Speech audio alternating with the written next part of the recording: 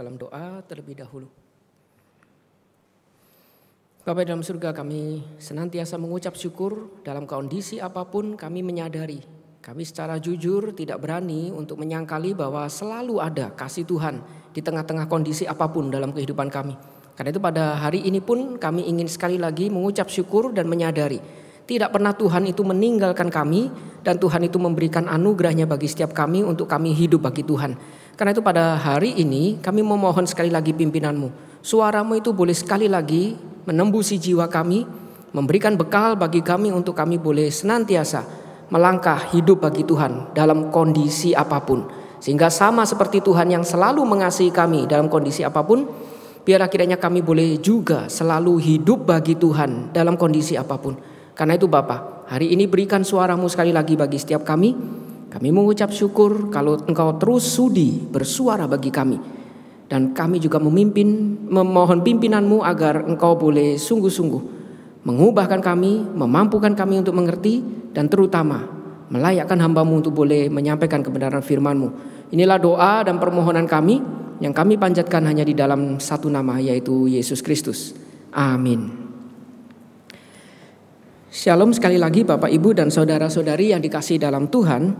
Hari ini tema yang diberikan pada saya yaitu reformasi sosial, yang saya ambil dari bagian firman Tuhan, yaitu di dalam 1 Petrus pasal yang keempat ayat 1 sampai dengan ayat yang ke-11. 1 Petrus pasal yang keempat ayat 1 sampai dengan ayat yang ke-11. Saya akan bacakan bagi Bapak, Ibu, dan saudara-saudari sekalian dalam tema reformasi sosial, 1 Petrus 4 ayat 1 sampai dengan ayat yang ke-11. Demikian firman Tuhan. Jadi karena Kristus telah menderita penderitaan badani, kamu pun harus juga mempersenjatai dirimu dengan pikiran yang demikian. Jadi karena Kristus itu telah menderita penderitaan badani, setiap kita harus mempersenjatai diri kita dengan pikiran Kristus yang menderita secara badani demikian. Karena barang siapa telah menderita penderitaan badani, ia telah berhenti berbuat dosa. Supaya waktu yang sisa jangan kamu pergunakan menurut keinginan manusia, tetapi menurut kehendak Allah. Atau di dalam terjemahan sebenarnya ada satu kata, supaya waktu yang sisa di dalam badan atau daging kita ini jangan kamu pergunakan menurut keinginan daging manusia, tetapi menurut kehendak Allah. Sebab telah cukup banyak waktu kamu pergunakan untuk melakukan kehendak orang-orang yang tidak mengenal Allah. Kamu telah hidup dalam rupa-rupa hawa nafsu, keinginan, kemabukan, pesta pora, perjamuan minum, dan penyembahan berhala yang terlarang. Sebab itu mereka heran bahwa kamu tidak turut mencemplungkan diri bersama-sama dengan mereka di dalam kubangan ketidaksenonohan yang sama, dan mereka memfitnah kamu. Tetapi mereka harus memberi pertanggungan jawab kepada Dia yang telah siap sedia menghakimi orang yang hidup dan yang mati. Itulah sebabnya maka Injil telah diberitakan juga kepada orang-orang yang mati, supaya mereka sama seperti semua manusia, dihakimi secara badani, tetapi oleh roh dapat hidup menurut kehendak Allah. Lalu di dalam bagian yang kedua, yaitu ayat 7 sampai dengan ayat yang ke-11. Kesudahan segala sesuatu sudah dekat. Karena itu kuasailah dirimu dan jadilah terang, supaya kamu dapat berdoa. Tetapi yang terutama, kasihilah sungguh-sungguh seorang akan yang lain, sebab kasih menutupi banyak sekali dosa. Berilah tumpangan seorang akan yang lain dengan tidak bersungut-sungut. Layanilah seorang akan yang lain sesuai dengan karunia yang telah diperoleh oleh tiap-tiap orang sebagai pengurus yang baik dari kasih karunia Allah. Jika ada yang berbicara, baiklah ia berbicara sebagai orang yang menyampaikan firman Allah. Jika ada orang yang melayani, baiklah ia melakukannya dengan kekuatan yang dianugerahkan Allah, supaya Allah dimuliakan dalam segala sesuatu karena Yesus Kristus. Ialah yang empunya kemuliaan dan kuasa sampai selama-lamanya. Amin. Demikian pembacaan firman Tuhan pada hari ini.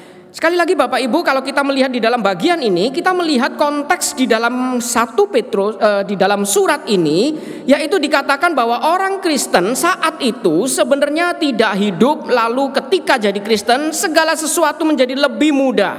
Ketika mereka itu menjadi orang Kristen, mereka itu mengalami bahwa kehidupan mereka sebenarnya tidak lebih mudah. Bahkan terkadang mereka itu harus mengalami yang namanya aniaya.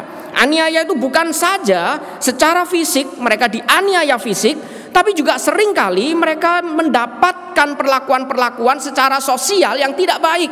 Salah satunya adalah ketika mereka itu berdagang, mereka tidak lagi boleh untuk menyembah dewa-dewa di perdagangan tersebut, di asosiasi persekutuan tersebut. Jadi mereka tidak berani menyembah berhala di asosiasi perdagangan tersebut, dan disitulah mereka kemudian menjadi disisihkan, diekskomunikasi, dan mereka tidak lagi memiliki satu sarana untuk bisa berdagang dengan lebih baik. Hidup mereka akhirnya menjadi lebih sulit.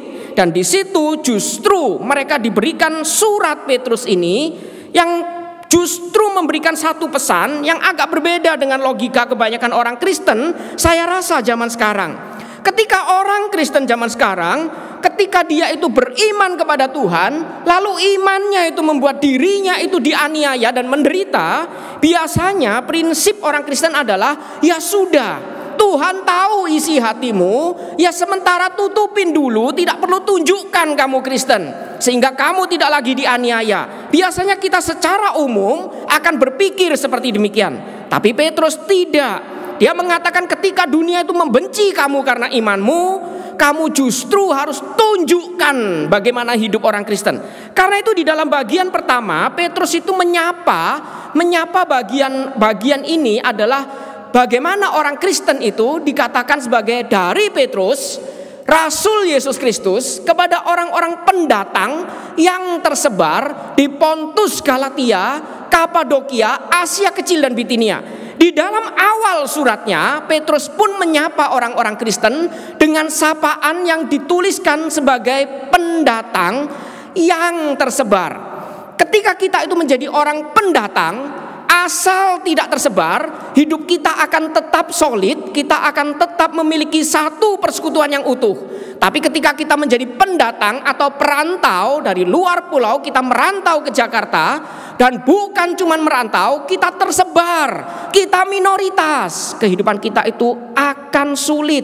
Ini yang ditekankan oleh Petrus. Jadi Petrus itu mengingatkan orang Kristen itu punya status, dia itu pendatang, orang asing, dia itu juga tersebar. Tapi satu hal lagi dia ingatkan, kita adalah orang-orang yang dipilih. Kita itu dipilih sesuai dengan rencana Allah. Berarti dengan kata lain, Petrus ingin menegaskan, kita hidup memang mungkin tidak mudah. Setelah kita beriman, tantangannya itu makin banyak. Saya pernah waktu jadi guru, saya mengajar di satu sekolah, saya menginjili murid saya. Lalu ketika dia percaya, dia marah kepada saya. Dia bilang, ketika saya dulu belum Kristen, seolah-olah hidup saya jauh lebih mudah. Sekarang saya sudah menjadi orang Kristen, kenapa hidup saya seolah-olah lebih susah, lebih berat daripada sebelumnya? Saya cuma bilang sama dia satu hal, logikanya kalau kamu misal jadi setan, kamu ketemu ada dua orang, yang satu ini di ruangannya baca Alkitab terus, doa terus, yang satu kamu buka kamarnya judi, nyabu, bukan sabu-sabu yang dicelup, tapi sabu-sabu yang dihirup. Jadi yang satu nyabu, yang satu baca Alkitab, mana yang kamu mau ganggu? Kamu akan ganggu kamar kedua enggak? Enggak perlu, itu sudah antekmu ya enggak? Jadi kalau dia itu sudah baca Alkitab, nah itu yang mengganggu kita. Jadi kalau kamu jadi setan, kira-kira mana yang kamu mau usik? Kamu mau usik orang yang berbuat jahat, atau kamu mau usik orang yang setia kepada Tuhan? Saya rasa ketika kamu dulu belum kenal Tuhan, hidupmu sembarangan, setan tidak mungkin usik kamu karena kamu anggotanya setan, ya enggak? Tapi ketika kamu tuh bertobat, waduh, setan mulai terancam. Kamu mulai kenal Tuhan, kamu mulai baca Alkitab, kamu bahkan mulai berani tengking setan. Setan terancam, nggak mungkin dia nggak ganggu kamu. Jadi logikanya memang jadi orang yang hidup di dalam kebenaran di tengah dunia berdosa pasti tidak akan lebih mudah. Karena itu Petrus menekankan kamu itu ibarat orang asing yang tersebar. Statusnya seolah-olah lebih tinggi dari budak saat itu, tapi tetap lebih rendah dari penduduk asli saat itu. Tidak mudah, seringkali dicurigai, seringkali didiskriminasi. Tapi kamu orang pilihan. Kamu dipanggil, kamu dipilih sesuai dengan rencana Allah. Dan yang dikuduskan itu dipisahkan. Berarti pertanyaannya, dipisahkan dari mana? Dipisahkan untuk apa? Karena itu bagian ini sebenarnya mengingatkan hidup orang Kristen ada tanggung jawabnya. Setiap kita menjadi orang Kristen, ketika percaya bukan cuma berubah status, ada tanggung jawab yang melekat di tengah status Kristen kita. Dulu kita bukan orang percaya, sekarang percaya. Lalu bagaimana hidup kita? Karena itu di dalam pasal 4, Petrus itu kemudian mengingatkan ada tanggung jawab yang harus dilakukan orang Kristen. Yang pertama, dia itu mengingatkan bagi setiap kita di dalam ayat 1. Jadi karena Kristus itu telah menderita penderitaan badani, jadi Kristus pun juga telah menderita. Sehingga kamu pun harus mempersenjatai dirimu dengan pikiran yang demikian. Jadi di dalam bagian pertama, Petrus ingin mengingatkan kita, setiap kita harusnya hidup berbeda. Dan bagaimana agar kita bisa hidup berbeda? Kita harus mempersenjatai diri kita. Beda seperti yang dituliskan oleh Paulus, mempersenjatai dengan misal firman dan lain sebagainya. Petrus mengatakan mempersenjatai dirimu dengan pikiran atau wawasan Kristus. Yaitu wawasan Kristus yang bagaimana? Kristus yang juga sama-sama menderita penderitaan badani untuk mematahkan belenggu dosa. Kristus yang adalah Allah turun ke dunia bukan cuma untuk mengubah status kita dari bukan Kristen menjadi Kristen, tapi dia menderita penderitaan badani secara fisik untuk memberikan lembaran baru bagi setiap kita, sehingga kita bisa hidup sesuai dengan apa yang sudah dirancangkan Allah sebelumnya.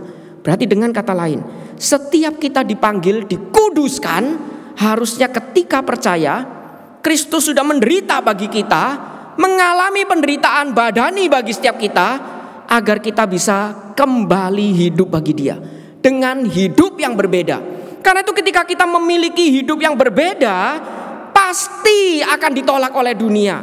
Dan ketika kita ditolak, ketika kita mulai merasa dianiaya, ingat, punya wawasan Kristus, di mana wawasan Kristus itu adalah Kristus pun menderita dan ditolak untuk menghapuskan dosa kita, membuat belenggu kita itu dipatahkan. Itu yang dikatakan oleh Petrus di bagian pertama. Senjatai diri kita dengan wawasan yang demikian.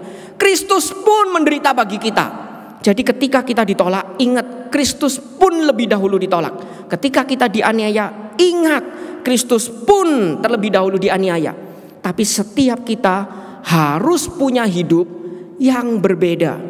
Kalau kita ditebus, hidup kita tidak ada bedanya. Untuk apa kita ditebus? Petrus mengingatkan setiap kita, orang Kristen memang hidupnya seperti orang-orang yang pendatang, orang asing, perantau tersebar. Tapi kita dipilih sehingga hidup kita harusnya berbeda. Pertanyaannya, betulkah hidup kita orang Kristen ini berbeda? Bagaimana cara-cara pemuda-pemudi Kristen belajar? Betulkah berbeda? Bagaimana cara pemuda-pemudi Kristen menghadirkan dirinya sebagai anak di rumah? Betulkah dia itu berbeda dengan dunia? Atau sama saja memberontak juga kepada orang tua? Dan bagaimana sebagai hamba Tuhan Kristen, hidup kita juga berbeda dengan dunia? Apakah kita juga sama? Sebagai hamba Tuhan cuma mencari materi dan lain sebagainya. Apakah sebagai orang tua Kristen, hidup kita juga berbeda dengan dunia? Atau sama, yaitu menjadikan anak cuma aset, lalu berharap anak harus membalas dan sebagainya. Tidak pernah melihat anak itu sebagai titipan Tuhan untuk kita didik menjadi memuliakan Tuhan. Apakah prinsip setiap kita berbeda dengan dunia? Prinsip kita bekerja, prinsip kita mencari uang, apakah hidup kita berbeda dengan dunia? Tapi pertanyaannya, ketika kita ingin coba hidup berbeda, berbeda ini bukan aneh. Berbeda itu kita berani melakukan yang memang Tuhan itu kehendaki. Dan kita mulai dianggap berbeda oleh dunia. Biasanya kita akan mulai ditolak. Dan ketika ditolak, ingat, Kristus pun ditolak. Dia pun menderita penderitaan secara fisik. Dia sungguh-sungguh datang di dalam fisik. dan fisiknya itu pun sungguh-sungguh mengalami penderitaan. Ingat itu, persenjatai diri kita dengan wawasan seperti itu. Karena itu dia kemudian lanjutkan di dalam ayat berikutnya, yaitu di dalam ayat kedua sampai di dalam ayat ke-6 dikatakan, supaya waktu yang sisa di dalam daging. Jadi waktu kita yang sisa di dalam daging itu jangan lagi kamu pergunakan menurut keinginan daging, tapi menurut kehendak Allah.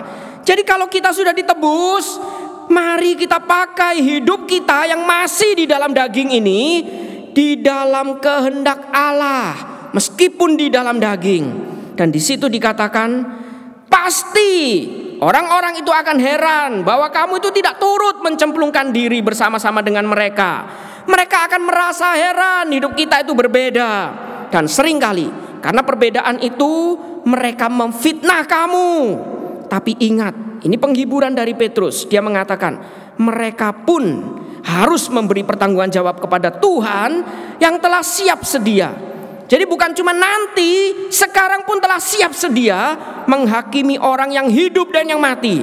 Semua, bukan cuma nanti penghakiman, sekarang pun Tuhan sedang menghakimi mereka. Jadi jangan melihat hidup mereka senang memfitnah kamu seolah-olah mereka lebih diberkati dari kamu. Tapi ingat, Tuhan sedang memberikan penghakimannya baik sekarang maupun nanti kepada orang yang hidup dan yang mati. Karena itu ditutup ayat yang ke-6. Ini ayat yang sering disalah mengerti, dikatakan, itulah sebabnya maka Injil telah diberitakan juga kepada orang-orang mati. Bukan berarti orang-orang yang mati masih bisa diinjili, tapi maksudnya di sini adalah karena itulah Injil itu pernah diberitakan kepada orang-orang yang dulu hidup tapi sekarang ini sudah mati. Tetap mereka sudah diberikan Injil itu bagi mereka, supaya mereka sama seperti semua manusia sudah dengar dan akan dihakimi menurut Injil itu. Akan dihakimi menurut apa yang pernah dihadirkan dalam hidup mereka. Jadi jangan khawatir, hidupmu susah, pakai wawasan Kristus. Pakai pikiranmu, persenjatai dengan wawasan Kristus. Dan harusnya hidup kita ini tidak lagi dibelenggu oleh dosa.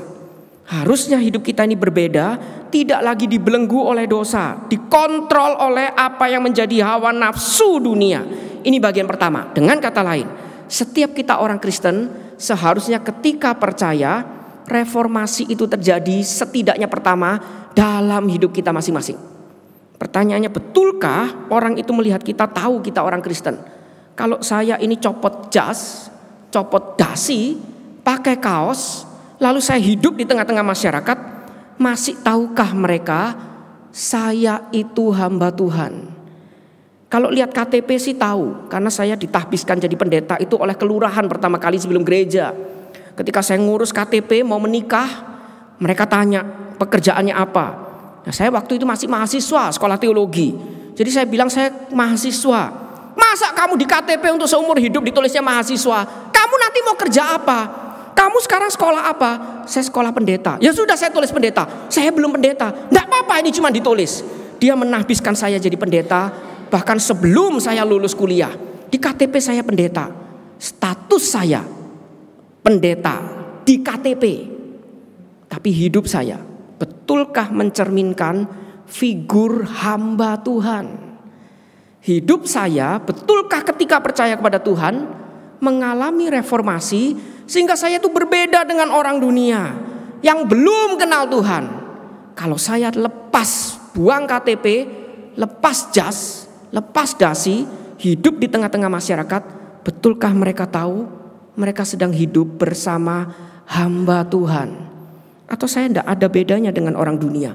Sama-sama saling sikut, sama-sama materialistis, sama-sama menganggap jemaat sebagai aset. Karena itu saya berkali-kali suka sebel dengan hamba Tuhan yang mengatakan, ayo undang jemaat lebih banyak lagi, masih banyak kursi kosong. Kalau undang jemaat demi kursi kosong, pinggirkan saja kursinya. Jangan terganggu, lesehan saja di gereja.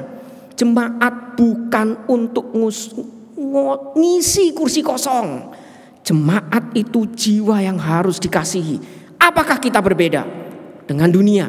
Ini bagian pertama. Lalu di dalam bagian kedua, Petrus itu mengingatkan bagi setiap kita, kesudahan segala sesuatu itu sudah dekat. Karena itu kuasailah dirimu dan jadilah tenang, supaya kamu dapat berdoa. Tetapi yang terutama, kasihilah sungguh-sungguh seorang akan yang lain, sebab kasih menutupi banyak sekali dosa. Berilah tumpangan seorang akan yang lain dengan tidak bersungut-sungut.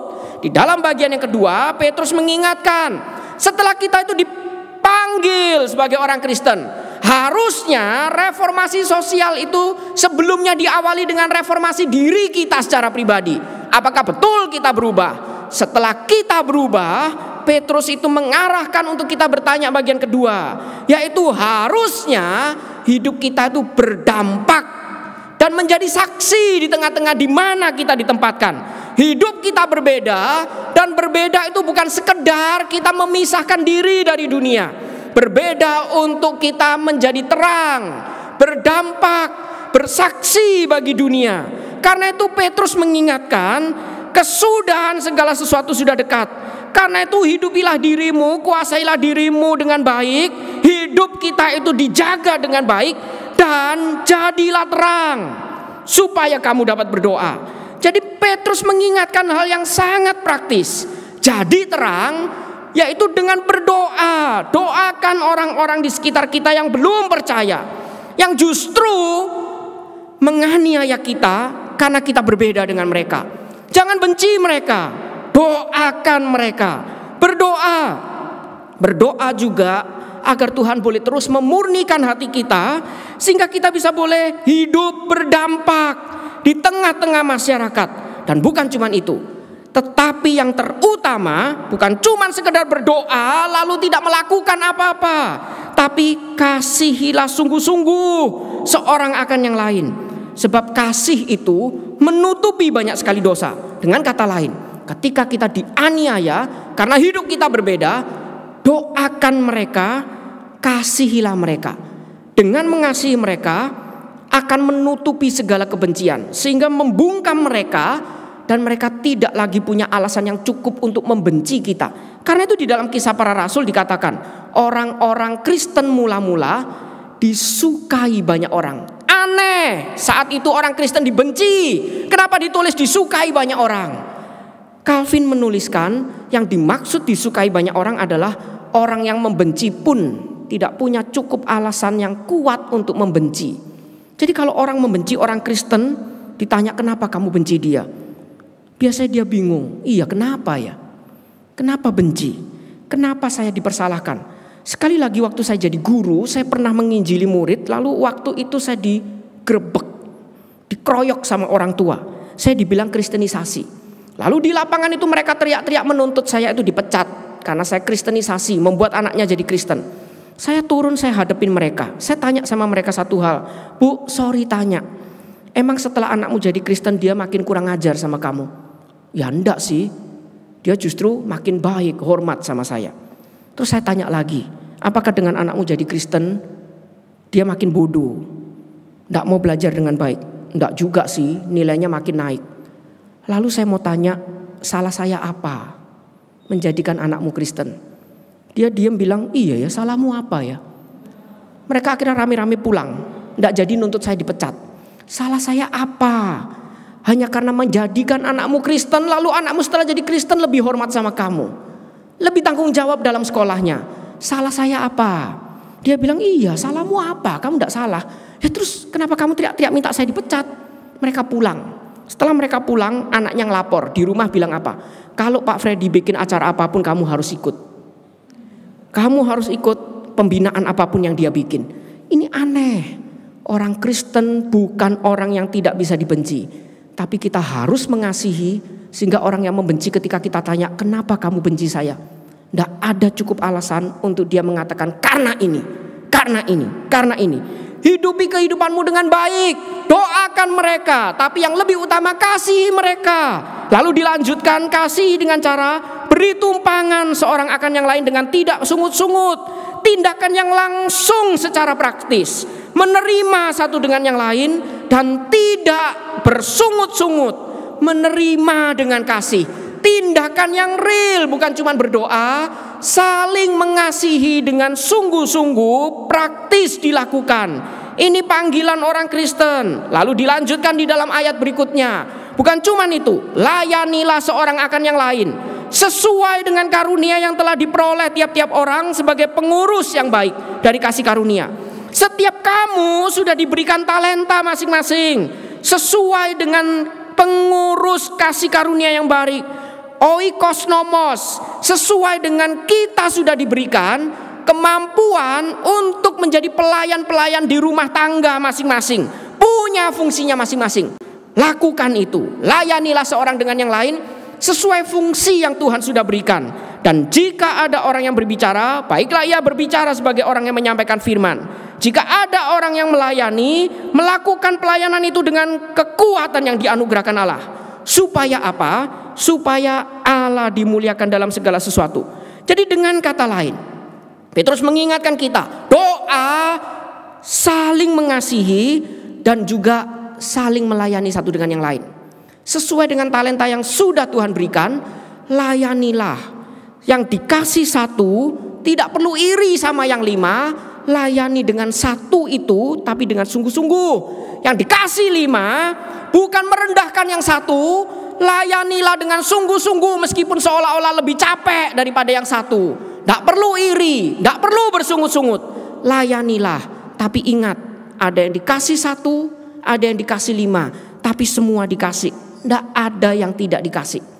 Dengan kata lain, tidak ada orang Kristen yang terlalu rendah sampai tidak bisa berbagian melayani baik di gereja maupun di tengah masyarakat.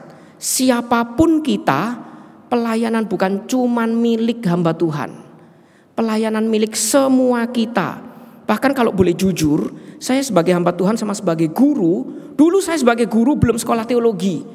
Tapi ternyata saya bisa menjangkau jiwa lebih banyak daripada cuma sekedar jadi hamba Tuhan yang diam di gereja. Bukan berarti guru tidak sekolah teologi tidak bisa dipakai Tuhan.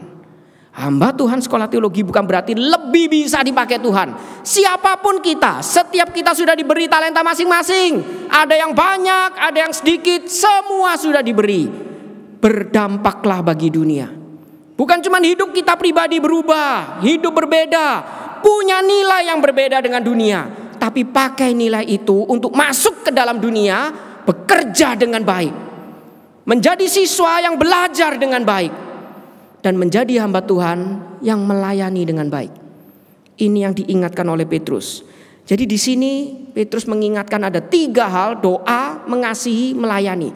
Dan kita harus melakukan 2 hal ini. Tidak boleh salah satu. Kalau kita cuma hidup berbeda dengan dunia, kita tuh menjadi tidak relevan buat dunia. Hidup kita berbeda, tapi tidak ada dampaknya buat dunia. Akhirnya kita cuma dicap sebagai orang Kristen yang aneh. Kamu Kristen, hidupmu baik, tapi tidak relevan buat saya. Untuk apa saya kemudian menjadi Kristen? Tapi kalau hidup kita cuma sekedar ingin berdampak, ingin diterima oleh dunia, dan bisa masuk oleh dunia, di dalam dunia, tapi tidak hidup berbeda, kita cuma hidup kompromi, sinkretis, mencampur adukkan budaya Kristen dengan budaya dunia. Seolah-olah saya bisa diterima, itu sudah baik. Saya pernah debat dengan teman saya. Bukan berarti ini saya menjelekkan beberapa gereja, tapi ini omongan dia. Dia menunjukkan kepada saya, Fred, gerejamu coba lihat, membosankan. Ya kayak gini, sepi, cuman piano, itu maksudnya dia. Lalu dia tunjukkan gerejanya dia. Wah, acara pemuda Paskah waktu itu, dia sampai sewa lampu disko. Lalu di depan itu pemudanya baris nyanyi sambil nge-rap. Lalu dia bilang, ini baru gereja. Gerejamu itu harusnya bilang, ini loh gereja. Lalu saya bilang, ya setiap gereja kan punya style masing-masing. Tapi kalau kita bilang seperti itu gereja, coba matikan suaranya. Lalu kita tanya, kamu tahu gak itu gereja atau itu stadion? Lalu dia bilang gak fair, kamu suruh matiin suara. Lalu dia bilang satu prinsip. Prinsip saya adalah semua itu boleh asal dikasih nama Kristus jadi rohani. Jadi dangdut itu boleh, tapi ketika dangdut sebut Kristus itu jadi rohani. Jadi disco pun boleh, break dance pun boleh, asal ada kata-kata Kristus itu jadi rohani. Saya cuma tanya sama dia satu hal. Sorry saya kasar, tapi kalau prinsipmu seperti itu, berarti mari kita tulis sama-sama buku bagaimana prinsip melacur secara Kristen.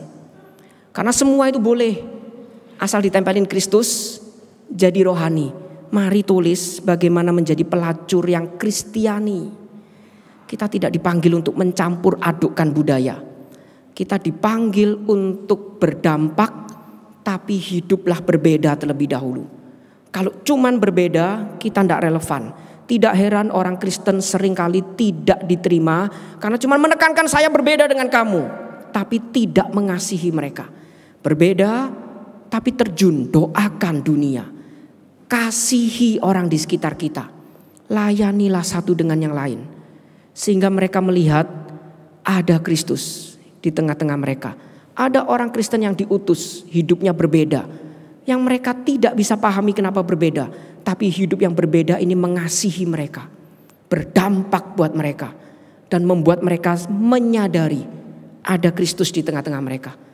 Ada Kristus meskipun di tengah kondisi dunia yang sulit sekalipun. Ada Kristus di tengah pandemi. Ada Kristus di tengah penderitaan dan kesulitanmu yang dihadirkan melalui hidup saya. Mari kita tundukkan kepala, kita berdoa. Bapa di dalam surga, sekali lagi kami ingin menyadari panggilan setiap kami. Ketika kami percaya, bukan sekedar kami ini menjadi orang yang dulu tidak kenal Tuhan, belum Kristen, sekarang status kami diubah. Menjadi orang Kristen, menjadi orang percaya. Lalu untuk apa kami itu status diubah? Kami diingatkan, Petrus menuliskan di dalam suratnya untuk kami bertanya. Setelah kami diubahkan, apa yang harusnya kami kerjakan? Kristus datang bukan sekedar menghapuskan yang hitam ini kemudian menjadi putih. Tapi Kristus memberikan lembaran baru untuk kami menuliskan di kertas itu. Dan apa yang ingin kami tuliskan? Kehidupan seperti apa yang kami suguhkan bagi Kristus?